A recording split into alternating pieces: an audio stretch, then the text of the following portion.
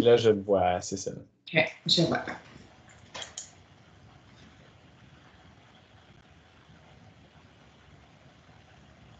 OK, alors il est 2 heures. Bonjour et bienvenue à l'atelier intitulé L'évaluation efficace au secondaire. Je me nomme Cécile Piquette et je suis leader au Centre Franco et j'agirai comme facilitatrice. Dans un premier temps, on vous invite de fermer votre micro. Si vous souhaitez laisser votre caméra allumée, allez-y. On vous encourage fortement de mettre vos commentaires, vos questions dans le chat et puis à mesure que Martin voit le chat, il pourra y répondre ou s'il manque des petites choses, je l'aviserai. Puis un petit rappel que la conférence est enregistrée. Alors, je vous présente Martin Parent. Il est conseiller pédagogique dans un conseil scolaire de l'Est ontarien. Il a œuvré en tant qu'enseignant de cours de sciences et de mathématiques au cycle intermédiaire et supérieur pendant plusieurs années et a détenu un poste en tant que lead en numératie au sein d'une école secondaire d'Ottawa. Sa maîtrise en neuroéducation à l'Université de Lethbridge en Alberta lui a permis de constater les nombreux ponts qui peuvent se tisser entre la recherche en psychologie cognitive et la salle de classe. Alors, bienvenue Martin, je te cède la parole. Merci beaucoup, Cécile. Bonjour tout le monde. Donc, justement, je vois des visages que je connais, je vois des noms que je reconnais, je vois d'autres noms que je reconnais un petit peu moins. Mais ça me fait plaisir de vous accueillir aujourd'hui pour parler d'un sujet qui me passionne, soit celui de l'évaluation efficace au secondaire. Donc, pour commencer l'atelier d'aujourd'hui, je voulais faire une petite activité brise-glace. Donc, je vous présente 2 questions à laquelle tu peux répondre dans la boîte de clavardage. Donc, la première, c'est vous vous joignez de quelle région de la province aujourd'hui? Et la deuxième, c'est présentement, vous occupez quel poste? Donc, je vous donne quelques instants pour répondre à ces questions.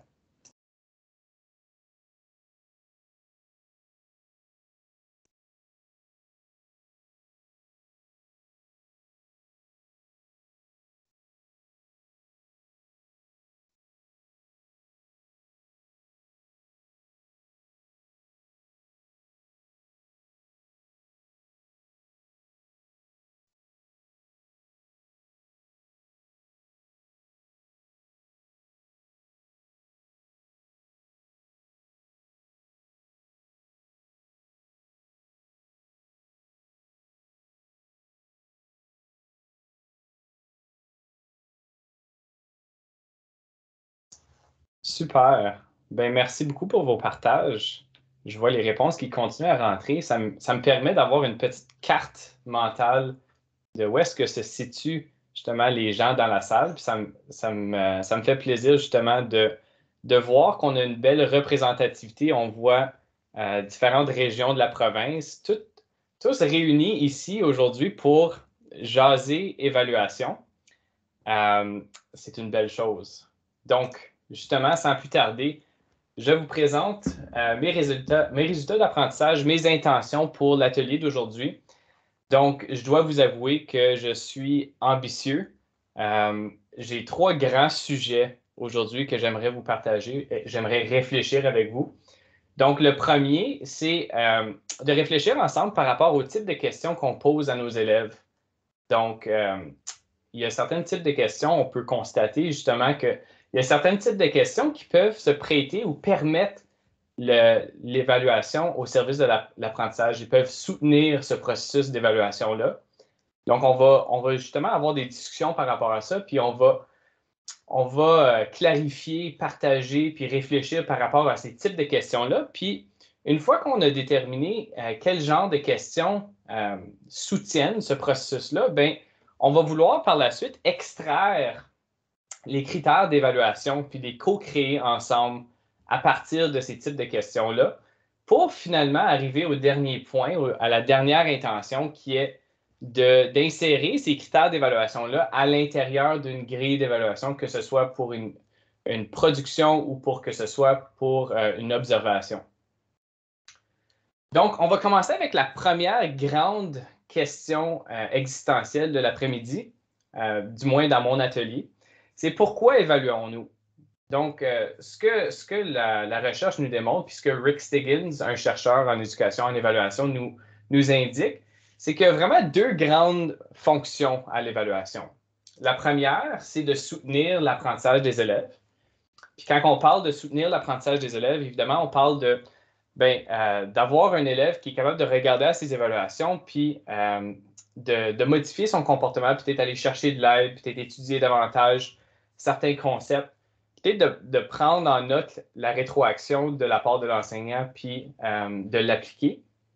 Puis du côté enseignant, ça permet à l'enseignant d'avoir un portrait de sa classe, un portrait de ses élèves, de modifier son approche, ses stratégies pédagogiques, peut-être revoir certaines idées avec certains élèves. Et quand on parle de tous ces différents éléments-là, bien vraiment, on est en train de parler d'évaluation au service de l'apprentissage. Ça, c'est la première fonction. La deuxième fonction, on la connaît très bien, celle-ci. La fonction de l'évaluation, c'est de déterminer le rendement des élèves, donc d'attribuer une note à l'élève. Et puis, quand on parle de cette fonction-ci, on parle de l'évaluation de l'apprentissage.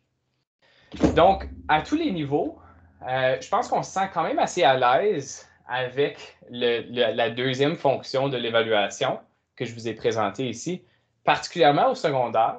Donc, mon atelier d'aujourd'hui va porter particulièrement sur la première fonction, mais on va constater aussi que lorsqu'on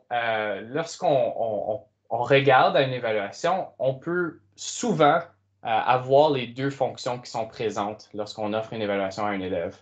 Et donc, c'est un des messages que j'aimerais vous partager aujourd'hui, puis on va y revenir tout au courant de la présentation d'aujourd'hui. Donc, justement, comment est-ce que l'évaluation peut soutenir l'apprentissage de l'élève ou peut permettre l'apprentissage? Donc, voici un tableau que j'ai trouvé justement dans la recherche de Dylan Wiliam, qui est un chercheur en évaluation, un grand gourou de l'évaluation. Et puis, il nous indique que l'évaluation peut permettre l'apprentissage de plusieurs différentes façons. La première, bien, aussitôt qu'on l'annonce, on annonce une évaluation, on peut s'imaginer en salle de classe, j'annonce mon évaluation de mathématiques la semaine prochaine, et là, il semble avoir une petite bougeotte dans ma salle de classe. Automatiquement, on pose plus de questions, on commence à étudier davantage. Il y a des questions qui nous viennent en tête. Ça fait des semaines que peut-être on n'a pas posé de questions là. Tout d'un coup, ça sort. Donc, évidemment, l'évaluation peut venir motiver nos élèves juste en l'annonçant. De plus, aussitôt qu'on administre l'évaluation, on permet aux élèves de récupérer certaines informations dans leur cerveau. Donc, on pratique cette récupération d'informations-là. Donc, ça, c'est un des constats les plus anciens en psychologie cognitive, c'est que la pratique, puis là, je ne vais pas dire le mot T, le test ou évaluation, mais la pratique, ici, permet de récupérer l'information. Puis c'est une pratique qui vient soutenir l'apprentissage durable. Et puis, aussitôt qu'on note l'évaluation, on peut aussi permettre l'apprentissage via l'effet de l'hypercorrection. Et puis ça, c'est un effet que j'ai appris par rapport à cet effet-là l'an passé. Donc, c'est quand même assez récent pour moi. Vous le connaissez peut-être, mais ici, c'est l'idée que aussitôt que tu mets un X ou un crochet à côté d'une réponse, l'élève, dans certaines situations, l'élève peut apprendre de ça. Puis particulièrement lorsque l'élève est confiant de sa réponse. Donc, on se souvient peut-être tous dans notre vécu à nous, on l'a possiblement vécu, où est-ce qu'on était très confiant, soit en salle de classe ou dans notre vie professionnelle. On nous pose une question super confiant, on lève la main, on répond à la question, et puis on a tort, on n'a pas la bonne réponse. Il y a tout un bagage émotif qui vient avec pas avoir raison, on se remet en question, mais d'une bonne façon, dans le fond.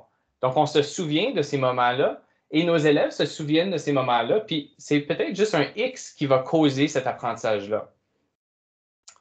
Et puis, dernièrement, aussitôt qu'on utilise, nous, veut dire les élèves et l'enseignant, on commence à utiliser cette information-là qui est transmise via l'évaluation, soit pour offrir de la rétroaction ou prendre en compte la rétroaction ou apprendre de nos erreurs, etc. Bien là, on est en train de parler de l'évaluation au service de l'apprentissage. Et puis, c'est vraiment le summum pour soutenir l'apprentissage, pour permettre l'apprentissage. Puis, une de ces raisons pourquoi que c'est le summum de soutenir l'apprentissage, c'est que nos élèves sont davantage engagés là-dedans et sont davantage actifs. Et puis, justement, un autre tableau de notre ami Dylan Williams qui nous montre justement que font nos élèves durant le processus de l'évaluation au service de l'apprentissage, qui démontre en le fond que tout le monde est actif.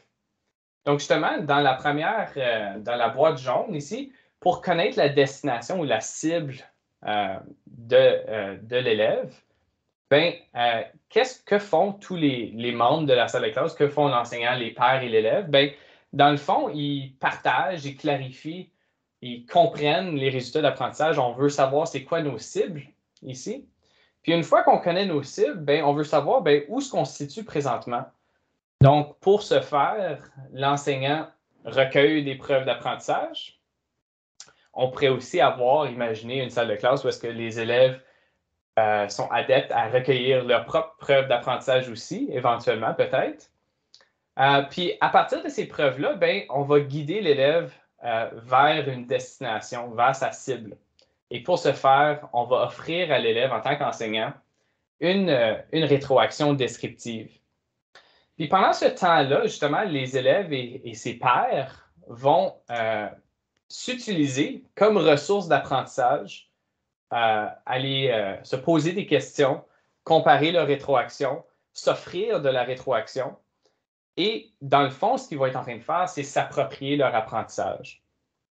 Donc, c'est vraiment ça on voit vraiment que tout le monde est engagé dans le processus d'évaluation. Tout le monde est actif et c'est ce qui fait en sorte justement que les élèves sont en train d'apprendre dans ce processus d'évaluation-là. C'est pour ça que l'évaluation est au service de l'apprentissage. On peut se poser comme question justement, bien, comment rendre les élèves engagés et actifs? Puis une des réponses, c'est justement de voir ou de provoquer une pensée profonde et une mise en application de la part de nos élèves pour les engager. Donc, lorsqu'on demande à l'élève de penser profondément aux connaissances qu'il acquiert et de les mettre en application, l'élève devient davantage engagé et actif. Mais qu'est-ce que ça veut dire penser profondément aux connaissances qu'on acquiert? On peut se poser cette question-là. Moi, je me suis posé cette question-là.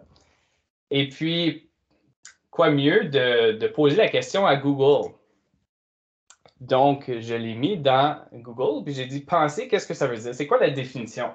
Et j'ai aimé, j'ai été surpris. Ça peut sembler assez intuitif, mais j'ai appris en voyant ça. Donc, j'ai vu que penser, ça peut être appliquer son esprit à concevoir, à juger quelque chose. On voit les verbes juger, raisonner, réfléchir. Je vois aussi appliquer sa réflexion, son attention à, avoir pour opinion. Donc, merci Pascal. Effectivement, donc tu as volé le punch qui s'en vient justement. Juger est égal à penser critique. Donc, dans le fond, quand on demande aux élèves de penser profondément à quelque chose, non, c'est une bonne chose. Ça veut dire qu'on est sur la même page, nous autres. Fait que, penser profondément, ça veut dire justement, bien, ça nous fait penser à tous ces verbes-là, appliquer ses connaissances, appliquer sa réflexion, juger quelque chose, raisonner, réfléchir.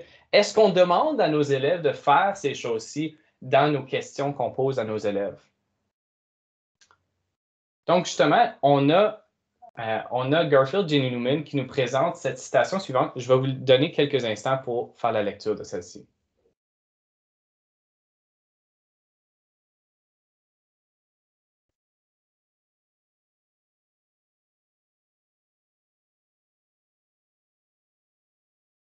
Donc, la pensée critique n'est pas quelque chose qui se produit à la fin de l'apprentissage, c'est la façon dont l'apprentissage en profondeur se produit. Donc, dans le fond, quand on demande à nos élèves de penser profondément au sujet qu'on leur présente, ben c'est comme ça que nos élèves apprennent en profondeur. quand on demande à nos élèves de penser critique, on leur demande de critiquer, on leur demande d'appliquer, on leur demande de juger. Et dans le fond, on fait un retour à tous nos mots de Google qu'on vient de retrouver. Donc, justement, comment poser des questions de pensée critique? C'est quoi nos critères pour poser des questions de pensée critique? Permettre à nos élèves de penser profondément aux éléments qu'on leur présente. Le premier élément pour poser une question de pensée critique, d'après Garfield Ginny Newman, justement un chercheur en pensée critique ici à l'Université de Toronto, il dit, est-ce que la question nécessite un jugement ou une prise de décision? Donc, est-ce qu'on demande à l'élève de prendre une décision par rapport à quelque chose? Donc, ça, c'est le premier critère.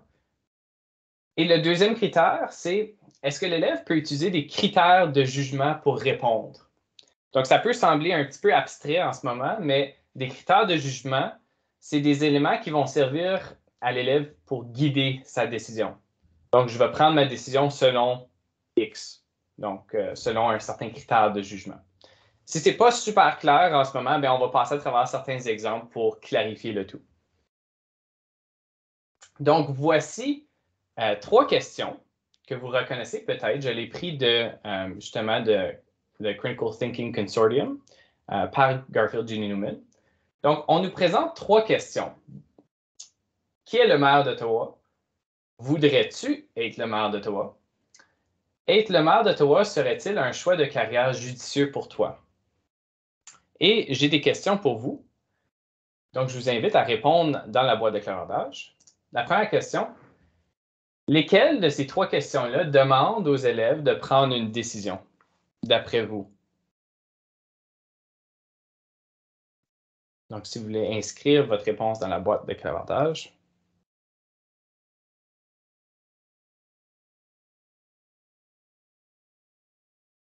Donc, on semble être d'accord qu'au moins 3, la question numéro 3 est là. Et en fait, la question numéro 2 aussi. Donc, on va prendre une décision. On va porter un jugement ici dans question 2 et 3. Question 2, ici, peut-être un jugement par rapport à nous. Et question 3, peut-être un jugement par rapport à quelque chose d'autre. Donc, justement, ceci nous mène à notre deuxième question. Quelle question demande à l'élève d'élaborer des critères de jugement, d'après vous?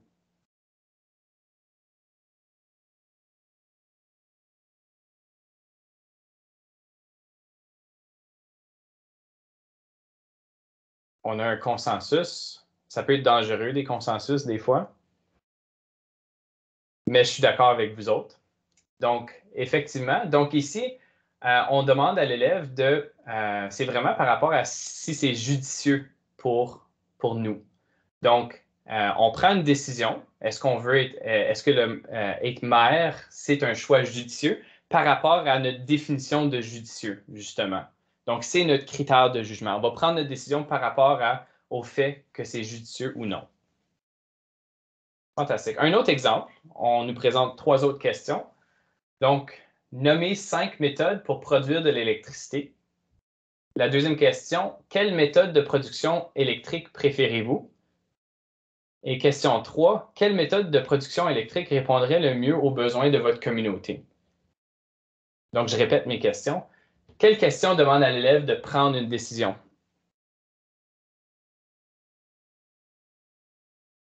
D'après vous?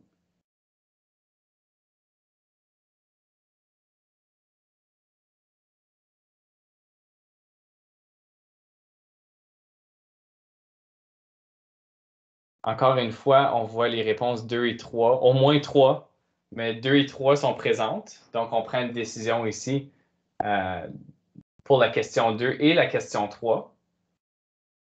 Donc, on doit prendre une décision ici, quelle qu'on préfère pour la question 2. Puis ici, d'après les besoins de notre communauté, bien, on doit prendre une décision.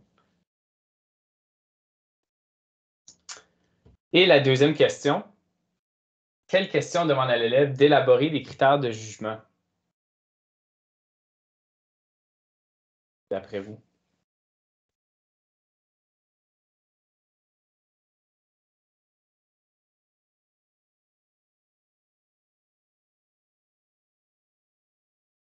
Exactement. On voit le mieux qui ressort ici. Donc, répondrait le mieux aux besoins de notre communauté. Donc, il faudrait définir avec les élèves c'est quoi les besoins de notre communauté. On va prendre une décision par rapport aux besoins de notre communauté qu'on a élaboré ensemble. Effectivement. Donc, ce qu'on constate ici, c'est qu'on a trois grandes catégories de questions. On avait la première catégorie, les questions de type 1, qui sont des rappels de faits. Donc, on parlait de nommer, on parlait de qui est le maire d'Ottawa. Donc, ici, ben, c'est vraiment factuel. C'est des questions qui sont googlables. Souvent, c'est des questions CC.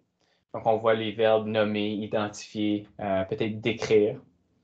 Ensuite, on tombe à des questions de type 2, qui sont des questions de préférence personnelle. Absolument, Julie. On va revenir par rapport à ces adjectifs-là. Dans notre grille d'évaluation, on va les appeler des descripteurs, dans le fond, mais c'est exactement ça. Ils sont super importants. Puis c'est pour ça qu'ils se transfèrent. Là, on vole encore un autre punch, mais c'est pour ça qu'ils se transfèrent tellement bien à notre grille d'évaluation. Mais justement, si on revient à notre question de type 2, on a une préférence personnelle. Donc, souvent, on doit prendre une décision par rapport à ça. Donc, on coche le premier critère des questions de pensée critique, mais le deuxième critère, donc, on n'a pas vraiment de critère de jugement. Souvent, c'est une préférence personnelle. Donc, ici, ça veut dire que c'est plutôt subjectif, puis il n'y a pas vraiment de mauvaise réponse. Donc, on peut argumenter pour nous, on préfère ceci, alors voici notre décision. Mais ici, la question pensée critique, on doit prendre une décision. Souvent, c'est une question qui est beaucoup plus ouverte. Et puis, on doit justifier, critiquer, analyser. Donc, on voit tous ces verbes-là qui reviennent par rapport à la pensée profonde. Donc, ici, nos élèves sont engagés cognitivement, sont engagés intellectuellement lorsqu'ils réfléchissent à ce genre de questions-ci. Donc, j'avais planifié une petite activité. Je ne pense pas qu'on va avoir nécessairement le temps aujourd'hui de passer à travers cette activité-ci ensemble, mais je vais vous la partager quand même. Comme ça, vous pouvez l'utiliser peut-être avec vos collègues en formation ou ailleurs. Vous pouvez tout simplement faire une copie du Google Sheet. C'est un document quand même assez simple ici, mais ici, on a différents domaines. Puis, l'idée ici, ça serait de se pratiquer à transformer nos questions. On peut prendre tout simplement des questions de type 1, des connaissances factuelles, et puis essayer de les transformer en incluant une décision de la part de l'élève, ainsi qu'un critère de jugement. Une fois qu'on commence à en faire, ça commence à rouler assez rapidement, puis on voit qu'on devient assez adepte. Puis, je vous donne d'autres ressources aussi pour former vos questions ici aussi. Mais ce qu'on peut faire aujourd'hui, nous autres ensemble, c'est qu'on peut passer à travers certaines questions et puis, justement, aller un petit peu plus loin, puis tendre vers, justement, nos critères d'évaluation, puis essayer de les créer ensemble. Donc, on va commencer avec des questions de différents domaines. Et puis, nous autres, on va tenter de pousser notre réflexion en tant que groupe avec ces questions-là. Donc, on commence dans mon domaine dans lequel je suis formé. On commence en sciences, mais après ça, on va aller dans d'autres domaines où est-ce que je suis peut-être moins connaissant. Donc, ici, la première question de pensée critique, quelle méthode de production électrique répondrait le mieux aux besoins de votre communauté? On la connaît, celle-ci, on vient d'y répondre. Donc, c'est quoi le critère? On vient de l'adresser, répondrait le mieux aux besoins de votre communauté. Mais la question que j'aimerais vous poser maintenant, c'est comment pouvons-nous définir ce critère? Donc, avez-vous des idées par rapport à comment est-ce qu'on peut définir ce critère? Donc, vous pouvez soit écrire dans la boîte de clavardage ou ouvrir votre micro. C'est comme vous voulez ici. Je vous laisse quelques instants pour y réfléchir.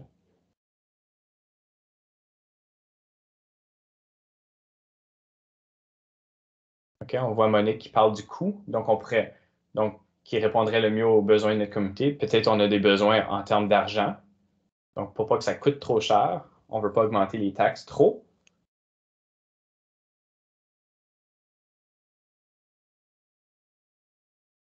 Est-ce qu'on a d'autres idées de comment on pourrait définir ce critère? Effectivement, Sonia, impact sur l'environnement. Donc, est-ce que c'est durable au niveau de l'environnement?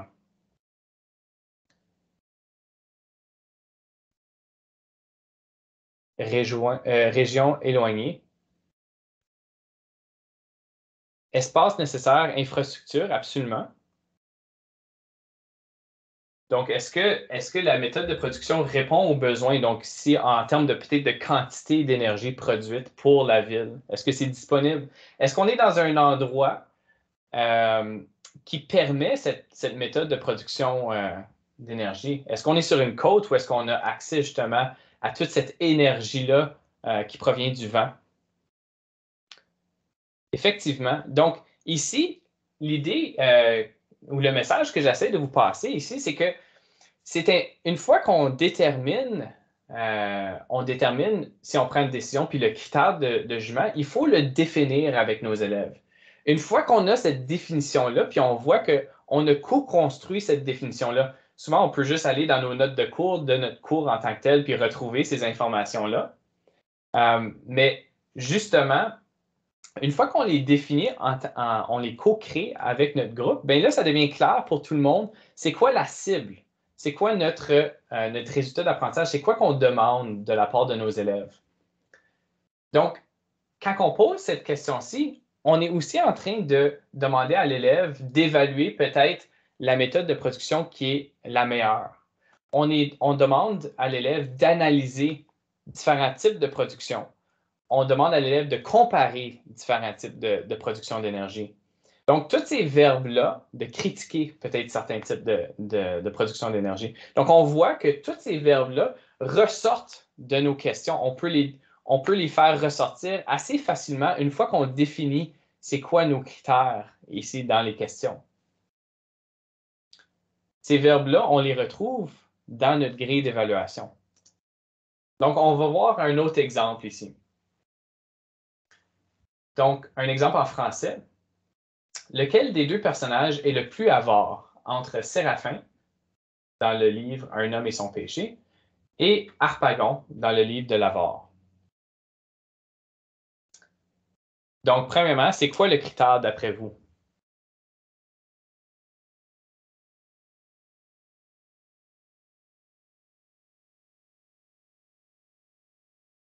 Le plus avare, effectivement.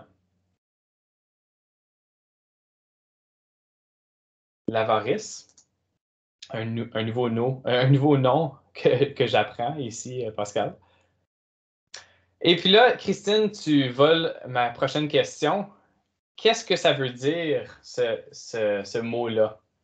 Être avare. Donc, comment est-ce qu'on pourrait définir ce critère-là? D'après vous, quelle est votre définition de avare?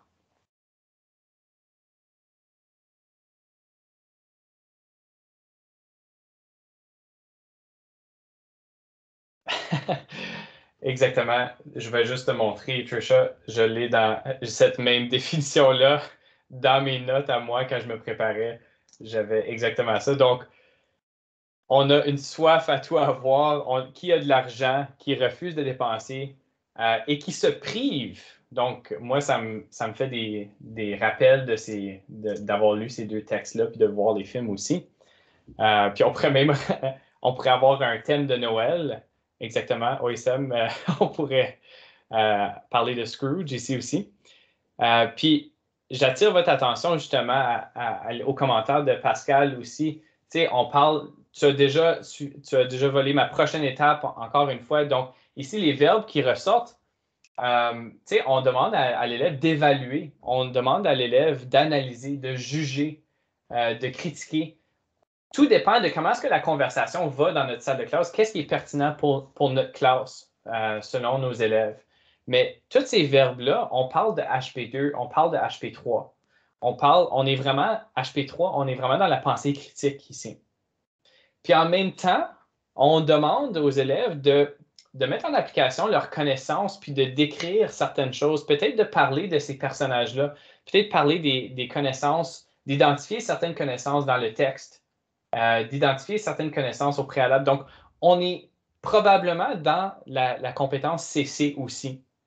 Et puis, dans tout ça, on demande à nos élèves d'utiliser peut-être un vocabulaire précis, des conventions, d'organiser leur texte d'une certaine façon. Donc, automatiquement, on tombe dans la compétence de communication. Donc, on voit à partir d'une question où est-ce qu'on demande à nos élèves de prendre une décision et d'argumenter selon des critères de jugement, bien, automatiquement, souvent, on va tomber dans plusieurs compétences. On va poser des questions qui sont englobantes, qui soutiennent l'apprentissage.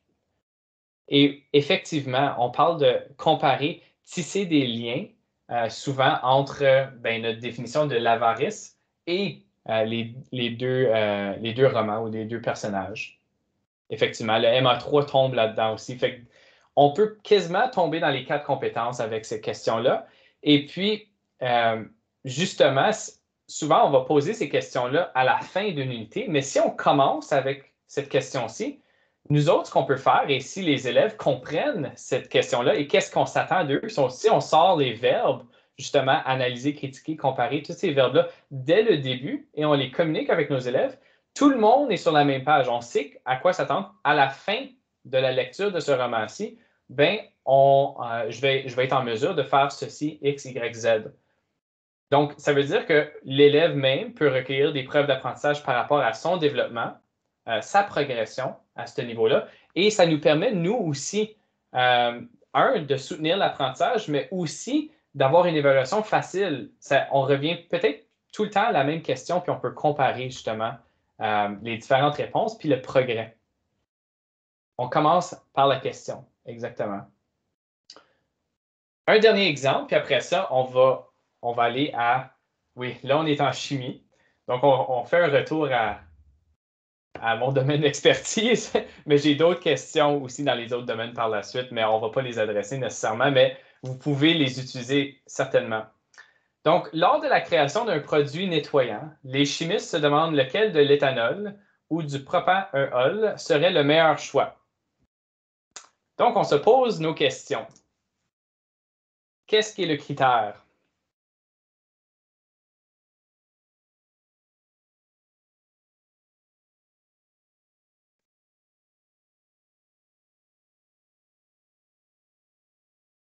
Donc, on voit, oh, ma batterie est, oui, absolument. Et puis, comment est-ce qu'on peut définir ce critère? Je vous laisse le définir pendant que je branche mon ordinateur.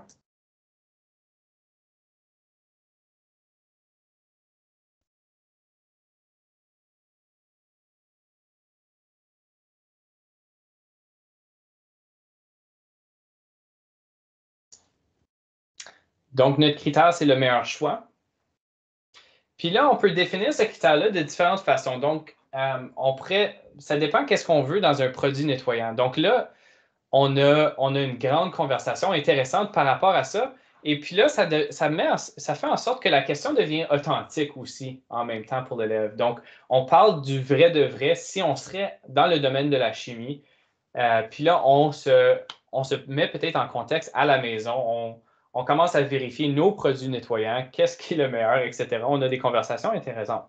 Donc, ici, on pourrait avoir est-ce qu'on est allergique à certaines de ces molécules-là? Quelle est la senteur?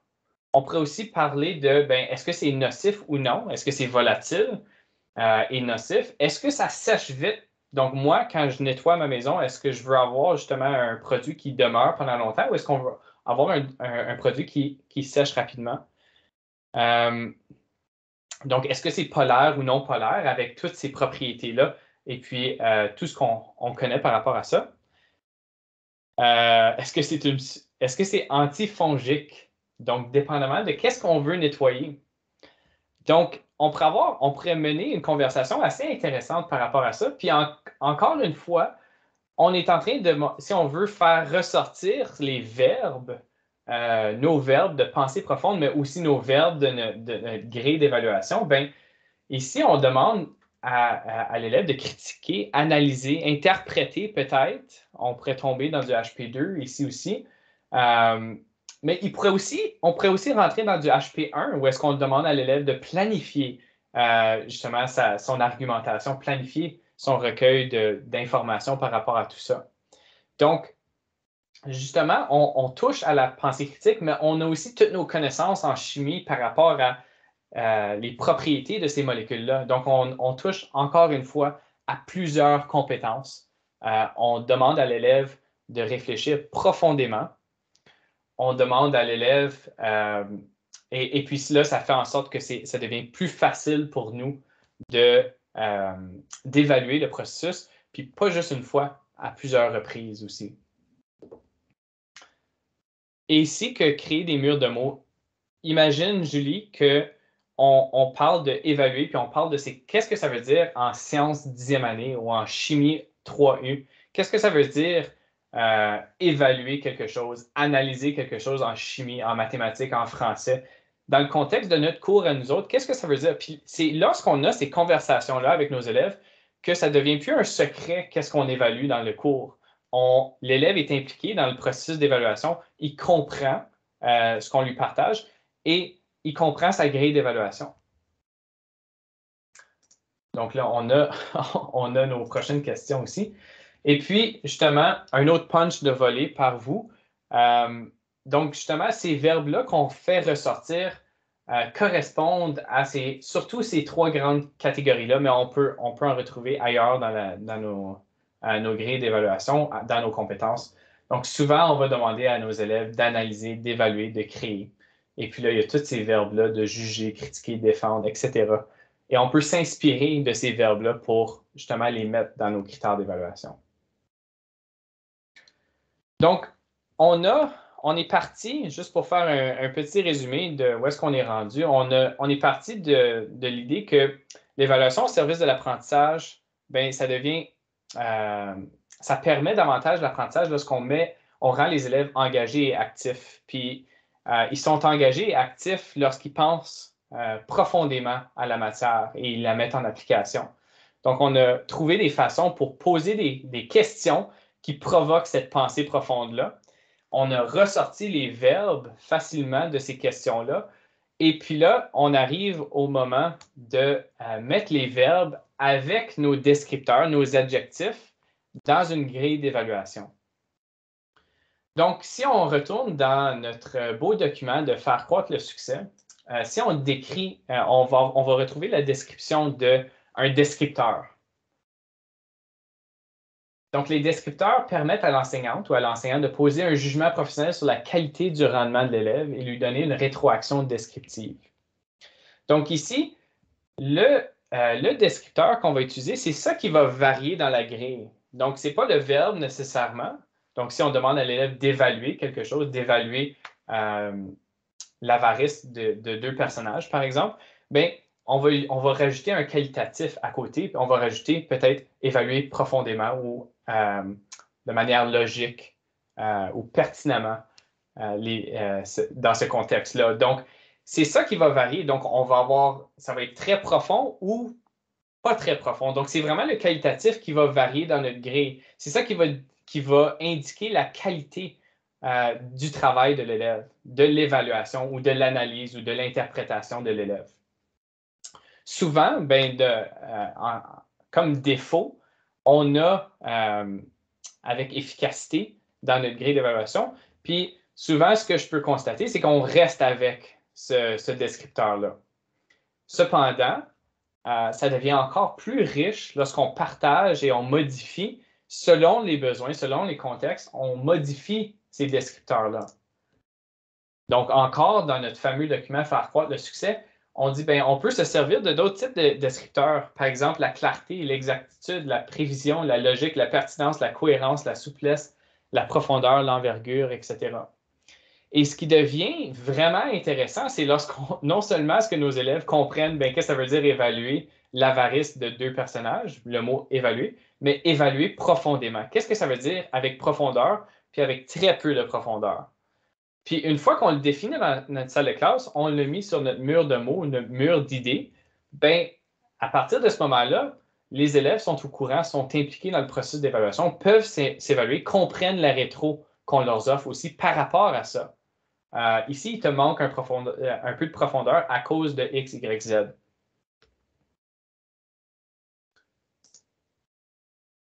Donc, encore une fois, je ne pense pas qu'on va nécessairement avoir le temps de passer à travers cette activité-ci, mais je vous l'offre encore une fois dans un Google Sheet. Donc, vous pouvez tout le temps cliquer. Puis là, je réalise que je ne vous ai pas partagé ma présentation encore, mais je peux le faire tout de suite. Je vous la partage. Vous avez accès à tous les liens ici. Mais ce que j'ai créé, c'est justement un document où est-ce qu'on retrouve les 4 compétences et là, une description des compétences avec des exemples, une liste non exhaustive des verbes qu'on peut utiliser, qui peuvent nous aider. Et puis là, avec un menu déroulant des descripteurs possibles, encore une fois, non exhaustif, on peut en rajouter, vous pouvez le modifier, vous pouvez l'améliorer, puis me le repartager, ça me ferait plaisir, pour justement créer nos critères d'évaluation ici. Donc, ce que j'aimerais vous inviter à faire, donc on va le faire de manière individuelle. Donc, on va prendre peut-être 4 minutes de manière individuelle. Puis, on va aller dans la compétence de l'habileté de la pensée. Je vais vous partager le Google Sheet. Comme ça, vous avez accès à celui-ci. Donc, nous autres, on s'est penché beaucoup sur la compétence HP3. Donc, j'ai inséré certains verbes ici, donc des exemples de verbes. Donc, donc quand on parle de critères d'évaluation, souvent, on va le mettre au je. Donc, je justifie ou je décide, je recommande, etc. Puis là, vous pouvez insérer le descripteur de votre choix pour éventuellement créer votre critère d'évaluation. Donc, ce que j'aimerais faire, puis là, je pense que vous avez accès en écriture à ce document-là. Donc, je vous invite à ne pas écrire dans le document à cause de là, il va y avoir trop de gens qui écrivent en même temps. Mais je vous invite à retourner dans la présentation. Retourner dans la présentation et choisir une question de pensée critique de votre choix et d'élaborer un critère d'évaluation dans la compétence HP3. Si vous voulez en faire d'autres compétences, vous pouvez le faire, euh, mais ce n'est pas obligatoire. Donc, j'aimerais ça vous donner peut-être un petit 4 minutes. Je sais que ça ne vous donne pas énormément de temps, mais je pense qu'on s'est pratiqué assez pour justement nous mettre en pratique. Puis le mettre en pratique. Puis si c'est pas parfait, c'est pas grave. Je vais vous demander de partager. Puis là, on pourrait justement on pourrait voir différents critères. Sûrement, ça va pas tous être les mêmes. Donc, je vous donne peut-être 4 minutes pour faire ceci. Je vais demeurer évidemment en ligne ici si jamais vous avez des questions. Bonne réflexion.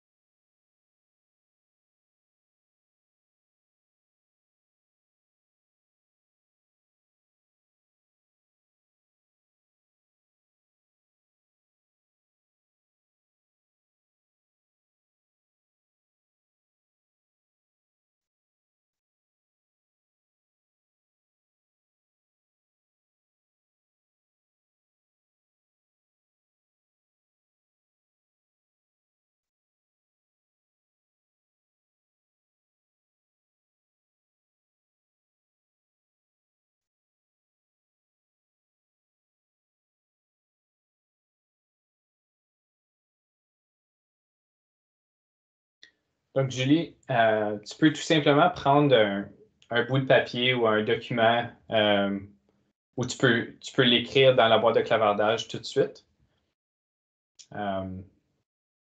C'est ça.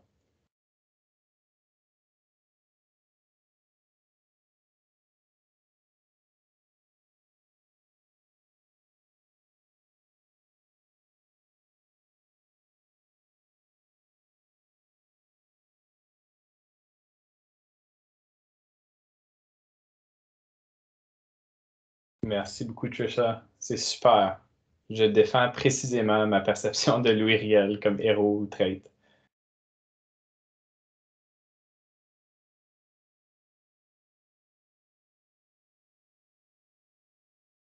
Tu as absolument accès à cette information-là, Julie. Absolument. Mais en vous le partageant, vous avez comme rôle de l'améliorer et de me le renvoyer.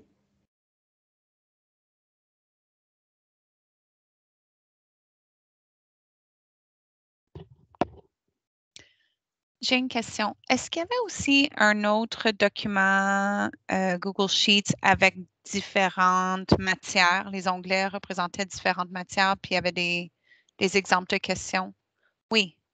Est-ce que ça, c'est partagé dans la présentation? Oui, ça l'est. Oui, c'est à la diapo.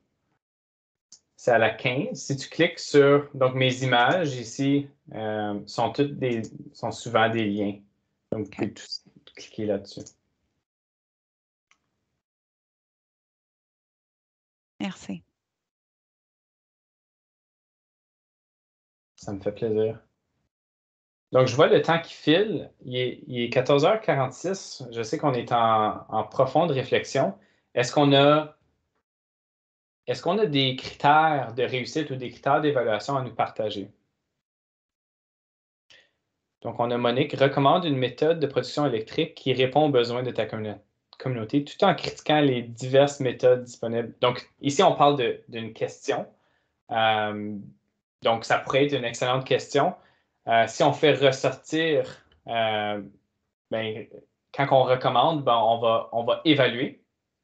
Donc, quand on recommande, nécessairement, on doit comparer, peut-être évaluer. Et puis, le critiquer par la suite les diverses méthodes, peut-être critiquer de manière logique ou de manière cohérente. Donc, on peut partir de cette question-là pour faire ressortir nos verbes pour mettre dans notre grille d'évaluation.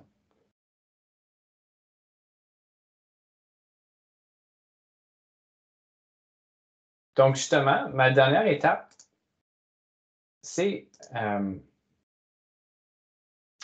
de vous partager certaines copies types que moi j'utilise pour insérer mes critères d'évaluation.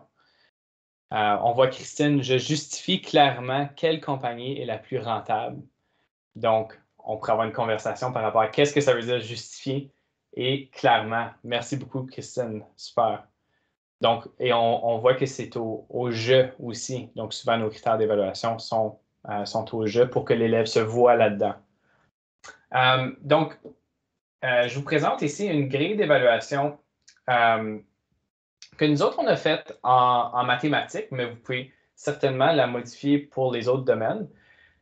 Où est-ce que j'ai tout simplement ajouté une colonne pour nos critères d'évaluation. Puis tu vois qu'il y a déjà les verbes dans cette grille-là. Souvent, on a interprété, on a estimé, utilisé des modèles, exécuté un plan. Fait on peut utiliser ces verbes-là, puis ensuite ajouter un descripteur. Puis là, on a quasiment notre critère d'évaluation, puis on peut l'insérer. L'élève est au courant. On peut remettre cette grille-là au début d'une leçon ou d'une séquence d'apprentissage. Et puis, tout le monde sait où est-ce qu'on s'en va. Si on retourne à la présentation, pour une raison ou une autre. Bon. Si on retourne à notre présentation, on a aussi une grille d'observation, puis ça peut être une grille de conversation aussi. Puis celle-ci a été inspirée de Sandra Herbst. Mais justement, où est-ce qu'on partage justement le résultat d'apprentissage, mais on insère des critères d'évaluation. Et puis, la première lettre de la phrase pour le critère d'évaluation est représentée ici dans le petit tableau. Fait que là, on a le nom et la date de l'élève. Le nom de l'élève et la date qu'on l'évalue. Et puis, on peut se créer un système de symboles pour justement dire est-ce que le critère est acquis, est-ce qu'il est semi-acquis ou il est non acquis. Puis on peut justement annoter nos commentaires ou une conversation qu'on a eue. Donc, une fois que ces grilles-là sont faites, on les partage aux élèves dès le début, sont actifs, sont engagés dans leur apprentissage, dans le processus d'évaluation. Et puis, ils peuvent même utiliser ces grilles-ci. Donc, un rêve, c'est vraiment de voir nos élèves utiliser la grille, la comprendre assez pour l'utiliser, et puis savoir exactement qu'est-ce qu'on recherche d'eux.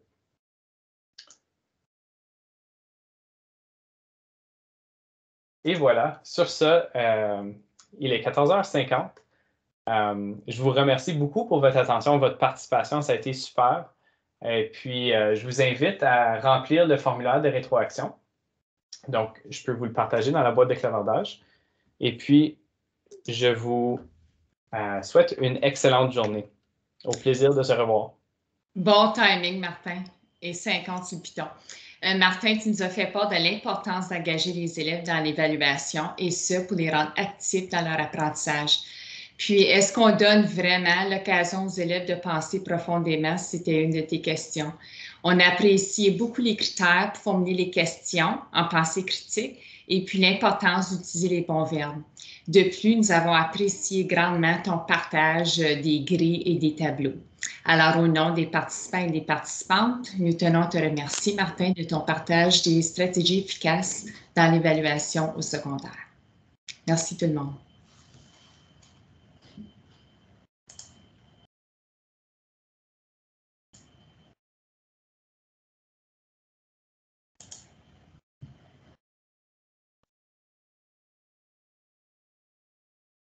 Merci à vous.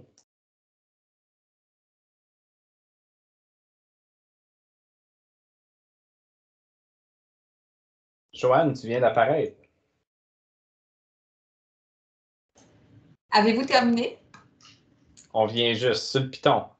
OK, ben, je voulais juste savoir, je voulais savoir comment c'était allé, là, parce que travailler fort sur la présentation, là, je vois que Trisha est encore là. Je pense que ça a bien été. Oui. OK. Ouais. As-tu eu le temps de passer à travers tout là? Oui. On n'a pas eu la chance de se mettre en salle breakout. Je pense que ça a été vraiment riche de le faire, mais on a passé à travers puis on a co-construit ensemble. On a... Question de niveau 3 que vous avez co-construit ou la grille? On a fait un critère de manière individuelle. Donc, pas tout le monde. Il y a certaines personnes qui ont partagé dans la boîte de clavardage leurs critères selon une des questions. Là. OK. Ah, c'est excellent. Ouais. En tout cas, j'étais avec André puis avec Marie-Ève, là, puis j'avais hâte de voir comment ça s'était déroulé pour toi, là. Parce que là, je sais pas si tu sais, Tricia, mais c'était pas facile de faire cette présentation-là. Il y avait trop de matériel. Ouais, j'en avais pour comme 3 heures, là. Oh mon Dieu. Ouais, Bien sûr. 50 minutes, c'est pas beaucoup de temps, hein? Non, c'est ça, c'est des gros sujets. Puis souvent, il y a des petites nuances, tu sais, comme quand on crée un critère, puis ça peut être parfois difficile. Donc, il faut le mettre en pratique. Fait qu'on n'a pas nécessairement eu la chance, mais je pense en tant que CP, on a le temps de réfléchir puis de s'essayer avec ces choses-là. Fait que c'était ça mon intention, là. Ben, c'est un peu comme Nadia Rousseau disait au dîner, tu sais, on est quand même apprenant adulte. Donc, on peut lire ça, puis voir puis déjà, je me posais des questions, mais je saurais comment aller me ressourcer.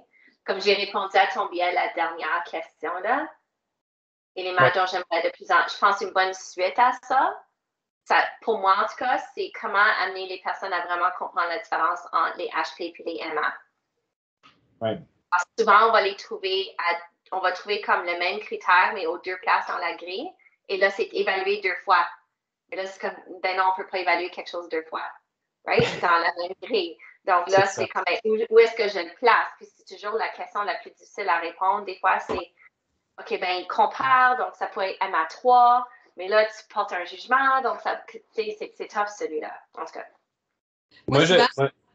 Vas-y, Joanne, vas-y. Non, mais ce que je leur disais, c'est d'être cohérent, puis s'assurer, que tu ne révèles pas 2 fois, mais s'assurer aussi qu'avec les gens, tu peux t'entendre avec tes collègues, puis une fois que tu l'as placé ou que tu l'as positionné à un endroit, tu ne le places pas ailleurs, puis de regarder aussi la profondeur à partir du moment où, tu sais, dépendant des verbes que tu utilises, Ça peut t'aider ou te guider, là, mais je veux dire, souvent, il n'y a pas de bonne réponse. Puis des fois, il y a des concepts que tu vas mettre c'est comme par exemple en MA parce que c'est une première exposition, puis c'est très complexe. Puis à un moment donné, à un certain niveau, tu vas le mettre dans CC parce que là, ça devrait être de l'acquis. Fait tu sais, grille, c'est pas une vérité de la palisse, là. Ça peut changer, puis ça s'adapte, ça se construit, puis ça évolue, tu sais.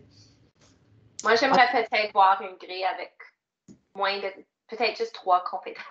Tu sais, comme aller mettre un peu de, j'enlèverais le MA, puis je le mettrais ailleurs, je pense. Je pense que ça pourrait aider beaucoup de personnes. Oui, moi aussi, je pense qu'on a une de trop. Oui, on a juste une de trop. C'est trop de décisions à prendre. Puis pour quelqu'un qui arrive en enseignement, comme tout de suite, j'appuie les enseignants du PPNPE, puis c'est tough. Ils sont toujours, oui, mais HP, en tout cas, Puis c'est comme si on mettait l'accent sur quelque chose qui n'était pas si important que ça non plus. Ben, c'est ça. Oui, allons juste poser des bonnes questions. Oui, puis construire des belles activités, puis être capable de fournir une rétro en fonction d'un objectif qui est très clair. C'est ça. Oui, ça, c'est pourquoi j'ai beaucoup aimé ton atelier, Martin, parce que si tu avais beaucoup de contenu, je pense que tu as bien choisi où tu nous as amenés, c'est à poser les meilleures questions. Là, je ris parce que ça a été comme... j'ai passé bien des heures. Oh non! Tu n'as pas dormi, ton hamster a tourné d'abord. Oui, comme j'étais très calme aujourd'hui et hier, là, mais je pense que ça fait plusieurs semaines là, que comme le samedi, c'est ça. Ben, autre que notre contrat en commun, Tricia, là, je suis en train de me gratter la tête, puis comment est-ce que je vais présenter? C'est comme juste tisser des liens entre des idées qu'on a déjà dans notre tête, puis des choses qu'on fait quasiment automatiquement en salle de classe, puis là, il faut le vulgariser, le présenter de manière claire, comme ça. Puis, fait que ça a été comme un grand travail. Puis, des fois, tu sais, comme je présentais à Joanne ou je présentais à ma femme, puis elle disait non, comme ça n'a pas de sens. Tu sais. Tu fais un trop gros leap ici, là, comme on va pas te suivre.